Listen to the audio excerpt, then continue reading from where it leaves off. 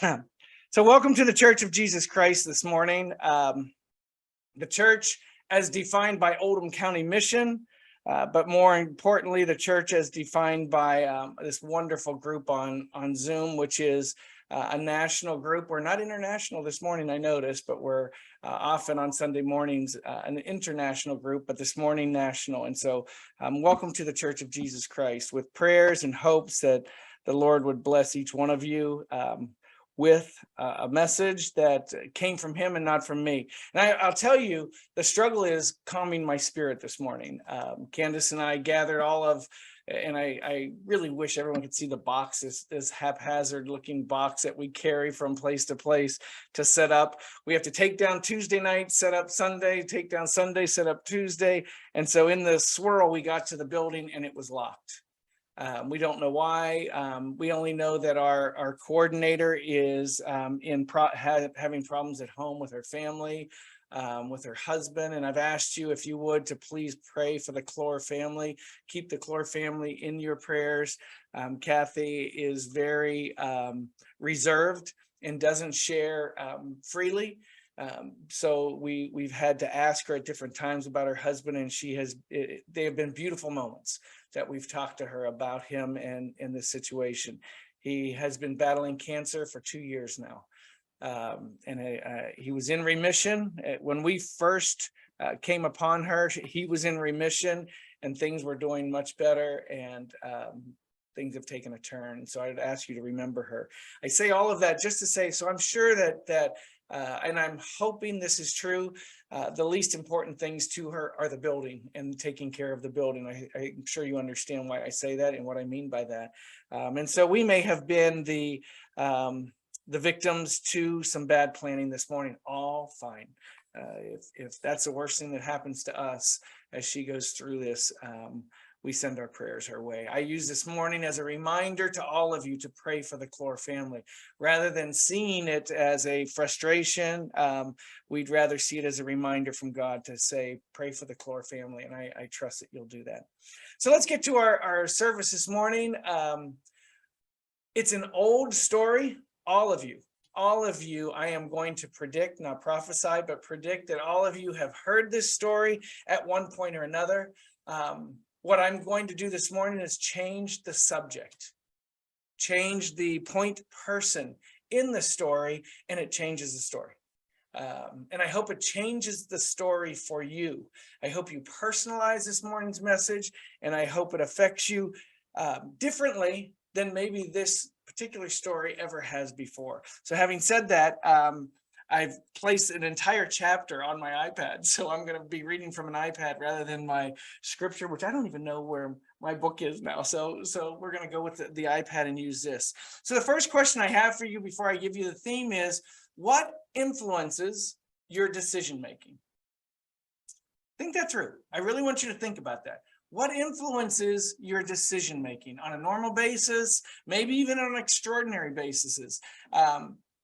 This morning, there was a key moment for Candace and I where I looked at her in the parking lot and said, we have to make a decision. And there was a pause, maybe a long pause, because we are safe people. We live safe lives. And so she began to think, and the only thing that was missing was the rubbing of the chin. I thought the only thing she hasn't done is rubbed her chin yet. And I said, no, we don't have time to do like we normally do. We got to do this right now. And so we did. We made this quick decision, but that's not our normal process. So I want you to think, what influences your normal decision-making process? Then I'm going to read a little bit to you about what I found in normal decision-making and see if you can see yourself in that. Here is what, and I elaborated a little bit. I added a few steps, but this is what normal decision-making process looks like or feels like. We identify a problem or a situation. Candace was the identifier this morning. She found a locked door and no lights on, so that was real quick to find. We identify a problem or situation, and that'll, by the way, will be the last reference to the building. We're going to move away from that now. We define the problem in simplest terms. We quickly simplify it so that we can at least work through it, because if we keep it a major problem, we get stuck, we get paralyzed. So we identify the problem in simplest terms. We generate alternative solutions. We start laying out all our solutions mentally. Unless you're a writer, maybe you write down your solutions, but normally we do this mentally. We evaluate all of the alternatives. We decide upon our preferred course of action. We implement the final decision, and then quite possibly spend the rest of our lives evaluating the results. Okay, that's decision making. We're going to go this morning to some scripture about someone who was not in one, but in a process of decision making. And I've never read this chapter in switching subjects. I've never read this chapter putting someone else in the key role as our point person. And I found the chapter different than I ever have before. And I hope you do too. Again, I'm telling you, you have at least heard it if you haven't read this chapter before. So I then took down, and I'm going to again read this because I want to make sure that I say this properly. Our go-to strategies also have to do with go-to standards. So within the decision making, we have, I told you, Candace and I are safe people. So our standards are not, we don't risk take. We just don't. We live simple. We live very simple in our lifestyle, and it just reflects who we are in every set of standards that we've established. So, okay, our standards are normally internal. Okay, so you have an internal set of standards that you go to. You've probably tested these. Maybe you've had more than you have today and you've discarded some that when they didn't work. Maybe you have less. It's all up to each person. But we slowly, as we get older and older and older, they're even more time tested. So young people, you have your set of standards, and this is not a we versus thee, but those who are older probably have time-tested standards that have held up really well. And so you quickly go to those as your way of making decisions. We carry these standards in every moment. Now, you've heard me say this over and over and over again. I believe we make decisions every waking moment of our lives, every moment. Right now, you're deciding, do I continue to listen to this guy or not? You're doing that. Right now, you're deciding, do I value what he's saying? Do I accept what he's saying? These are decisions, whether they're conscientious or not. These are decisions we make. By the way, the other decision is to reject. So I can either accept or reject. That's what we do. We come to we drive our car. Candace was driving in the neighborhood, tooting her horn, and I was doing things while she was driving. And I looked up, I said, who's that? Oh, the people on the porch, making a decision. Do I say good morning this morning? Small decision, but a decision nonetheless. She would say, in the past, that decision has served her well. She waves, she gets a wave back, she feels good. Okay, this is what decision making is, to the smallest level and then to the largest level. And we're going to go to the largest level in just a second. So I'm going to tell you about a decision-making process I do, or I used to do when I would hire people and hire often.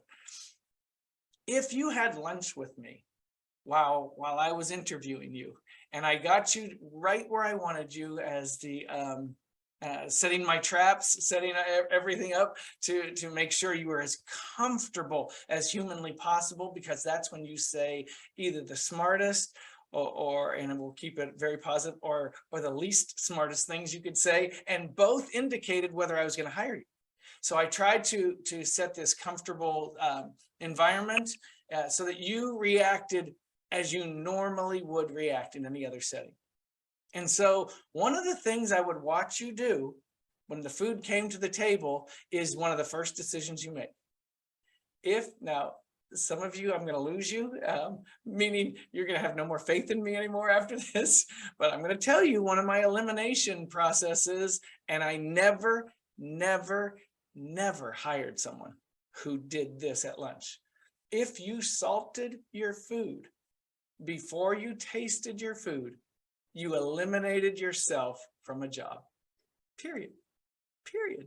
I learned in that moment that you make decisions by habit rather than intellectually, and I had no time for you. And I hate to say that I still picked up the tip, I still paid for your lunch, and I still shook your hand and said, thank you for meeting with me, but not a single person who did that activity ever was hired. Okay, so it's just one of my things that I use to eliminate people in the interviewing process. Decision making.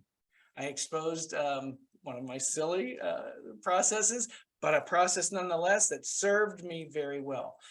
Because the jobs I was hiring people into, they were decision makers. And so I couldn't have people who did things habitually. I needed people who really evaluated and made good decisions. Having said that, so that we understand, set of standards don't necessarily have to be your standards, don't have to be approved by you, but they do have to be approved by the individual making the decisions. Let's go through the situation so that we know in advance where we're going. And some of you may figure this out before we get there. The problem or the situation was King Saul was in a mess. King Saul was a mess. At this point of his reign, he was out of control. And so some decisions had to be made. Which means the outcome to that is Israel would need a king soon. Maybe not immediately, because Saul was still functioning, but we need a plan in place because we're going to have to replace him and replace him as quickly as possible. So the alternatives were to find a king, or at least the solutions, the solution was to find the king. The alternatives that I'm going to present, or that God presented were 7 alternatives. And we're going to read about those 7 alternatives. The preferred course of action, as you'll see, will be God's choice. And that was not necessarily an easy thing to find, because some of the 6 others salted their food before they ate it. And the decider was not eliminating based on them salting their food, if you will. I hope you understand the metaphor there. And so the decider was in conversation, interviewing, talking to them, assessing them by looks, and he was probably fine with all 6. He probably could have selected any one of those 6 and may have first thing right off the bat. Oh, I like this one. Oh, I like this one. Oh, I like this one. So we're going to see that there is a process that is different than what I've spent the entire introduction with. And I'm going to introduce that process to you as well, that you might start using that process in your own lives and not based upon someone's eating habits. And the evaluation obviously is exactly what I said. We will assess the new king forever to see whether or not that decision was a good decision. Good. Okay. So you may not know where it is, but I think you know the story. We're going to go to 2 Samuel. You're going to go to 2 Samuel 16. I'm going to go to 2 Samuel 15 first. Before we started today, Brother Dwayne said, is this going to be like story time, like you did at that one GMBA where you sat everyone in chairs? Yeah, kind of it is, because 15 is going to be story time. So I'm not going to read anything in 1 Samuel 15. I'm just going to tell you the story. So Samuel was coming into battle and was given clear directions by the subject of today's sermon. The subject is not King Saul. The subject today, shockingly, is not David. The subject today is Samuel, the decider. And again, when I read these 2 chapters with Samuel as the subject, it changed even the flow. Not just the chapters, not just the interpretation, but even the flow of how these chapters went. Everything's seen through the eyes of Samuel. So Samuel arrives and gives God's direction to King Saul, which had to do with eliminate the entire army of Amalekites and their flocks, all of them. When you claim victory, eliminate everything. Saul was not the decider, yet Saul made decisions. And so he won the battle, and he decided to keep their king alive. Agag, maybe, I'm not going to go to chapter 15, but I think it was Agag. And if I'm wrong, correct me and I'll have -2 points on my final grade. So he kept the king alive. And he kept some of their prime flock alive. Decision he made against the will of God, against the will of God. Today's sermon is being spoken to deciders across the board. Each of you deciders. Are we Saul or are we Samuels this morning is the question. Are we depending upon our own decision-making given our success? Here's what I know. Someone who salted their food that I interviewed was a great hire, and I passed on them. Because I made the decision based on my set of standards. I kept the flocks alive. I kept the king alive, making a decision on my own. I did not go into those interviews, Lord, show me your will. Big mistake in my career, in my life. And today I introduced to you this story so that you maybe eliminate some of your standards and go instead to the standard of God. Lord, guide me, help me in this decision. Big ones, we always bring them in. Lord, I have to make decisions on my life that are going to impact my life. Going to an interview, not so much. Now, the person being interviewed, I'll bet they prayed really hard if they were spiritually based. I don't remember praying for direction. I remember taking my rules of engagement and in crossing people out.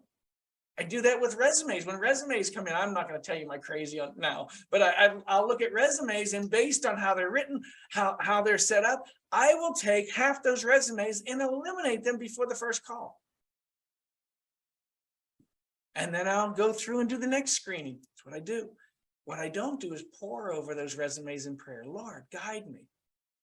Who is it that you have? And I'm confessing this to you. This is a mistake I made. I was Saul in my decision making. So he kept these last few alive, and God was displeased and sent Samuel to correct him. And the conversation, so I think you know already, your homework assignment is chapter 15 and chapter 16 of 1 Samuel. The conversation and the dialogue between Samuel and Saul is incredible. Samuel, a man of God, not willing to relent, not willing to back off one iota. God gave him a message to take to Saul, and he took it to him. God is displeased with you. God gave you direction. Now, as it ended up, Saul made his case. Oh, let me sacrifice these animals then. These animals that I kept, they're the best of the best. Let me sacrifice those. And this is where that great sermon, you've heard this sermon, I'm sure, as well at some point in your past, or at least the verse. It's better to obey than to sacrifice. And he's speaking it to Saul because Saul was trying to make up for his bad decision making. Let me sacrifice them. Sure, God said, you want to now negotiate with me and sacrifice those that I told you to sacrifice in the first part, and then you think we're going to be back at zero. Doesn't happen that way. So Samuel, I call Samuel God's fixer. So Samuel fixed the problem. The fixer fixed the problem, and I won't go into details, but those who were remaining no longer after Samuel took care of fixing the problem for God. So Saul was now deemed unworthy, probably unstable, and needed to be corrected. And Samuel, who had been there from the beginning with Saul, was shaken. He did all of this work for God, but he was shaken. He was disturbed by the things he had to do. He was disturbed by the fact that Saul had fallen out of favor with God. The word of God, if you read it, says that he lost the Spirit of God and took on this new spirit that was troubling. And if you know the story of Saul and David and how Saul tormented David, you know that he was no longer functioning under God's love at all. Saul was a fallen man at this point. And Samuel was shaken by this. So the 16th chapter starts with God correcting Samuel from the very beginning. Decision making. Remember, our theme is decision making. And if I had to put a title to today, I would bring in the holiday spirits and say the title of the theme of our class, of our sermon today is "There's no masking it." Sorry, dad joke in the middle of a sermon just never fits, but I do it anyhow. No masking it. There was no masking what Saul had done. There was no masking what Samuel had to do. It was just out there, and he had to do what he had to do. Samuel, the 16th chapter starts this way. And the Lord said to Samuel, how long will you mourn for Saul, seeing I have rejected him? He goes on to say, from reigning over Israel. I have rejected him. So now Samuel, in this place where he loved Saul, is now being chastised for that emotion, allowing that emotion to come into his decision-making and turn right now. We don't have time. We're in the parking lot again. We don't have time. Samuel, we don't have time. You have to make a decision. Either you're with me or you're not. Fill your horn, said the Lord to Samuel. You no longer can you sit and mourn and sit paralyzed by your emotion. Fill your horn. We got work to do. Fill your horn with oil so that we understand. He's going to fill his horn with oil because he's going to anoint someone king, and he gets that now. I'm going to send you to Jesse, for I have provided a king among his sons. So now Samuel has to hear this instruction. I'm going to Jesse,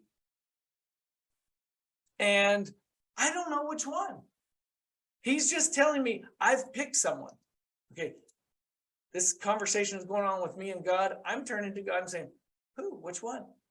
I'm not going to walk. I'm not going to drive all the way over there. I'm not going to walk all the way over there. I'm not going to travel over to Jesse's without knowing who is it. That information is not coming. That's not part of the lesson. That's not part of the decision making. That's not part of the process. We're reading this from Samuel's perspective. Remember that. We've twisted this chapter. This chapter is no longer about David. It's about Samuel, the decision maker. For I have provided a king among his sons. And Samuel said, how can I go? If Saul hears about this, he's going to kill me. So not only do I not know who I'm going to, not only do I not know which son am I going to, I'm also under the danger of being put to death by the king who has all power. The Lord said, take a heifer with you and say, you're going to sacrifice to the Lord.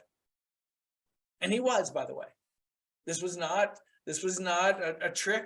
He took that heifer and he took it to Jesse's, because at the end of all of this, he was going to sacrifice once the Lord revealed who was to be king of Israel. So don't go there saying, I'm going to pick me a king.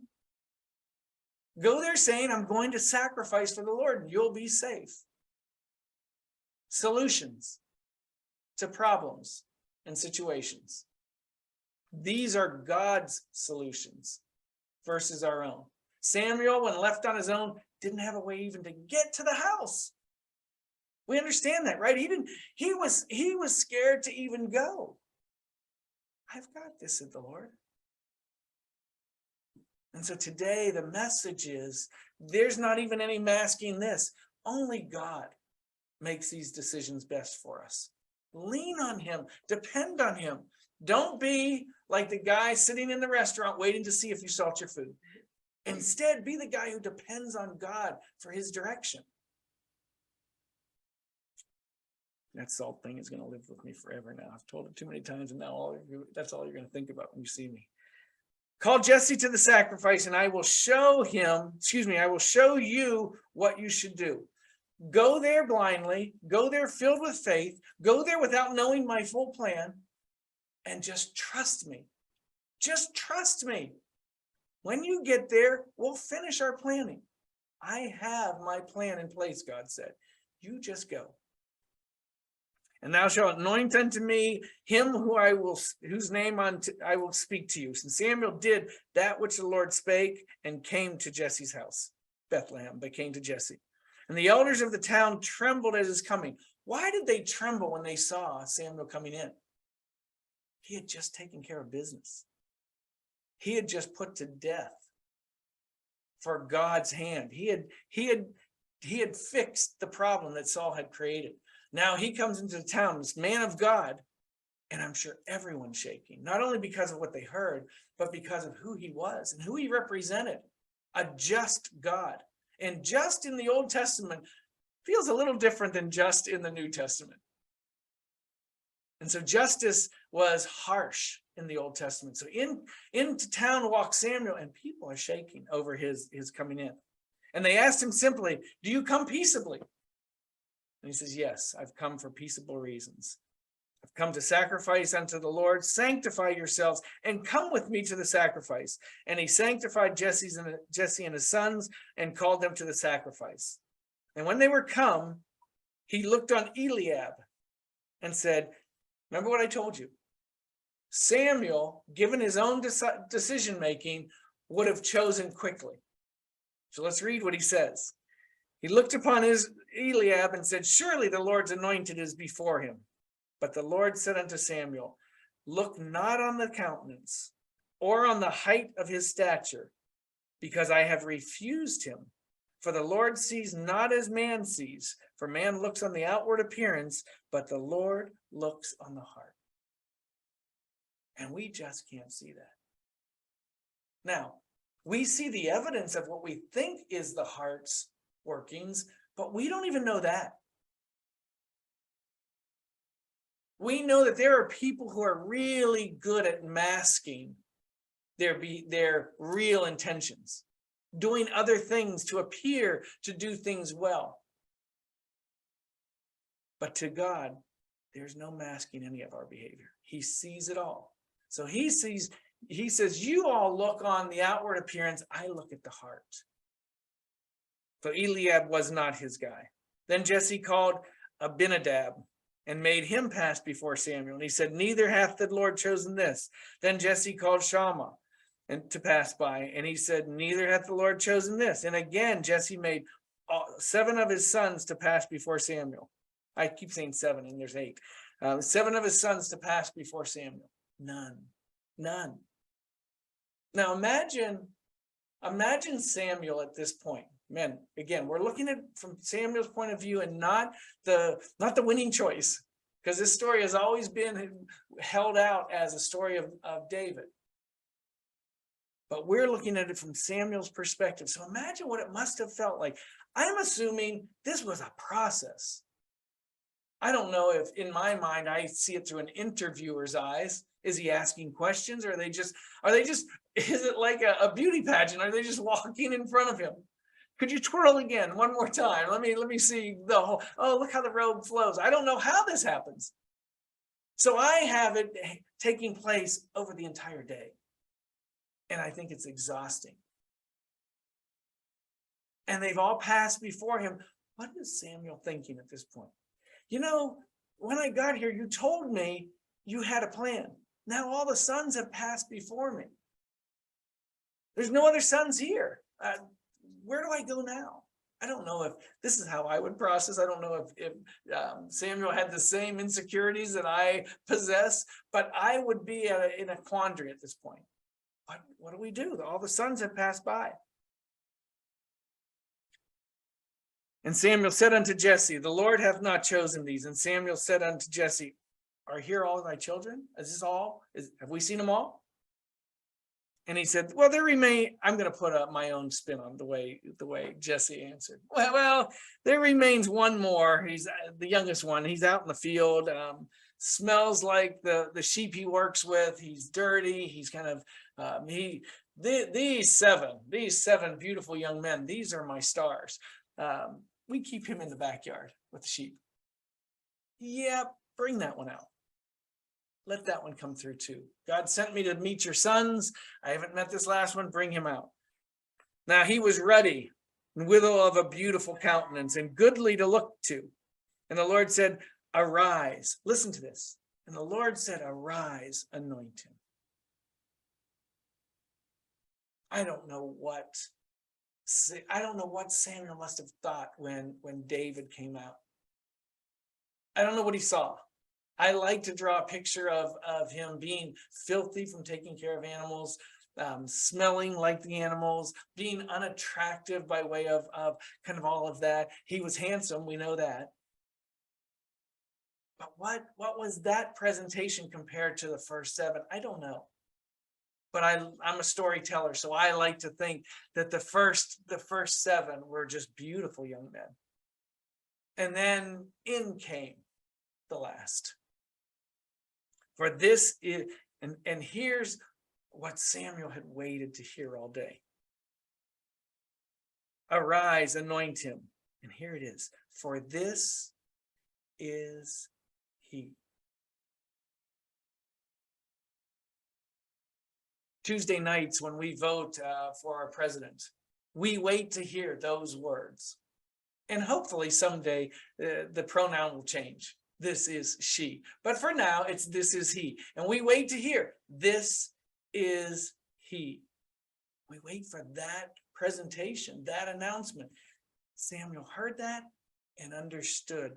This is the King of Israel coming out of the field. And I'm the first to declare it.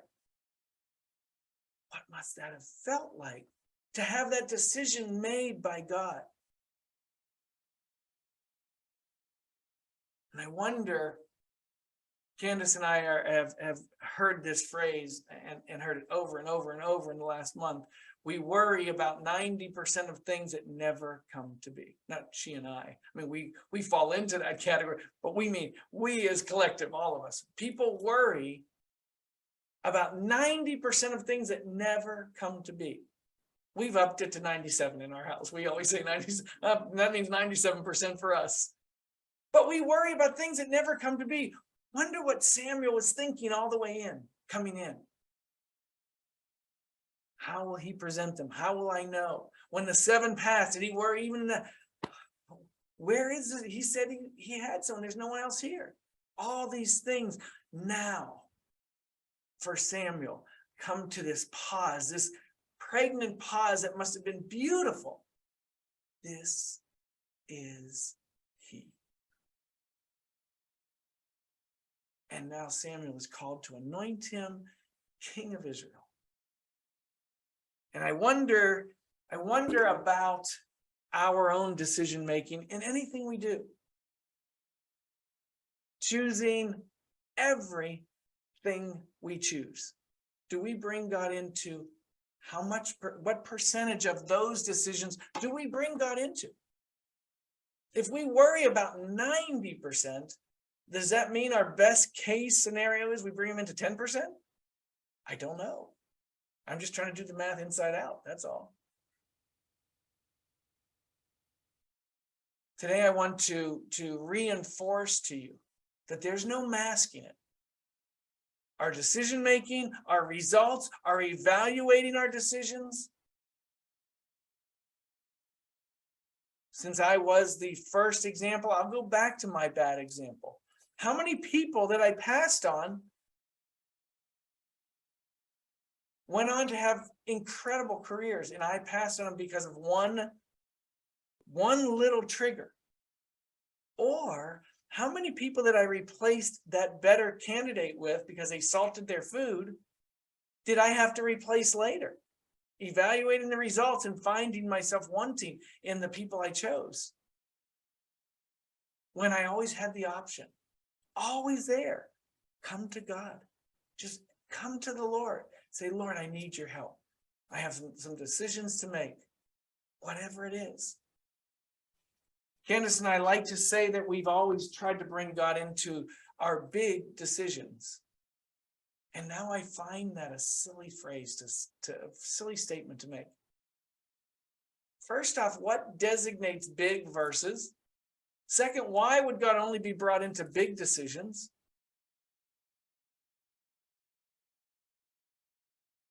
And who is the decider? Do Candace and I negotiate what is big and what isn't as we're driving or as we're talking about things?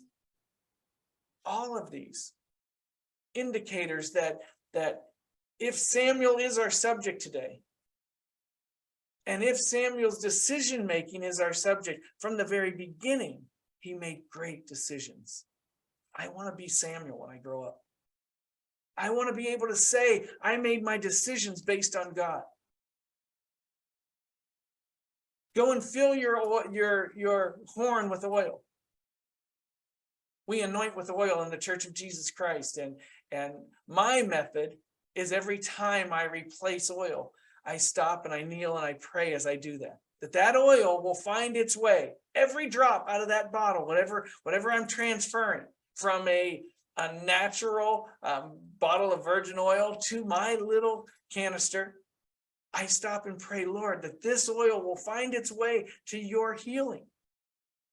I wonder if Samuel made that decision as he poured and filled his horn. This oil that I'm filling is going to anoint the king of Israel. Wonder if he got to a crossroad, if he had to turn right or left. Oh, they're working on the path this way. I'm going to have to go right. Wonder if he stopped and prayed like he prayed over his oil. Or was he foolish like I am at times, thinking this is not a big decision, so we'll just make a decision on our own. Today, as I correct my behavior, I ask you to join me. The results that I've had by not bringing God into some of my decisions, there's no masking the results. They didn't always work out. When God was a part, clearly everything worked out best. So today I'm asking you to bring God into your lives. Every decision, invite him in. Ask him, Lord, what is your will? Not just with the big decisions, with every decision. We have some young people in our group here. I have a young person here who's in the middle of their schoolwork, middle of picking a career, middle of taking courses. Pore over those decisions. Lord, where do you want me to be? I went to a camp out in 1977. Church camp out. Nice camp out. Nothing greater than the one before, but they were all great, so that's pretty good. But nothing outstanding about this camp out until I exchanged my coat, or I gave my windbreaker to a pretty little girl. She was shivering, or so I tell my story that way. She probably wasn't shivering at all. I just used this as an excuse. But I saw this little thing shivering, and I thought, let me be the hero here and let her wear my coat.